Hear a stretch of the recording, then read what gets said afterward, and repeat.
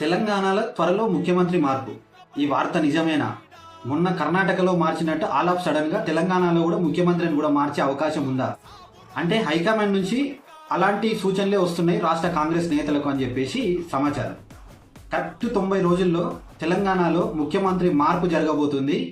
ఈ డిసెంబర్ నాటికి రేవంత్ రెడ్డి పాలన 3 సంవత్సరాలు కంప్లీట్ అవుతుంది. దాని తర్వాత కొత్త ముఖ్యమంత్రిని ప్రకటించి ఇంకొక 1.5 ఇయర్ కొత్త ముఖ్యమంత్రి పరిపాలన చూసి ఆ తర్వాత ఎలక్షన్లకి వెళ్ళాలని చెప్పేసి కాంగ్రెస్ హైకమాండ్ యొక్క ముఖ్య ఉద్దేశం. ఎందుకంటే రేవంత్ రెడ్డి ఇప్పటికిప్పుడు కాలుగాలిన పిల్లి లెక్క ఈ ఊర్లెంబడి ఎందుకు తిరుగుతున్నాడయ్యా అంటే ఆయనకు కూడా హింట్ వచ్చిందంట, త్వరలో ముఖ్యమంత్రి మార్పు ఉంటుంది అని చెప్పేసి.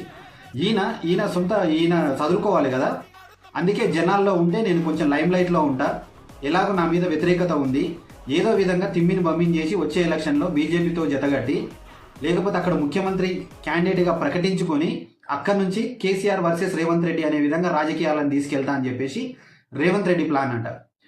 ఇంకొక 2.5 సంవత్సరాలు ఉంది 29 ఎలక్షన్స్ రావడానికి. సో ఖచ్చితంగా వచ్చే ఎలక్షన్లలో రేవంత్ రెడ్డి వర్సెస్ కేసీఆర్ ఇది ఒక్క ఎజెండా మీదనే ఎలక్షన్స్ జరుగుతాయి.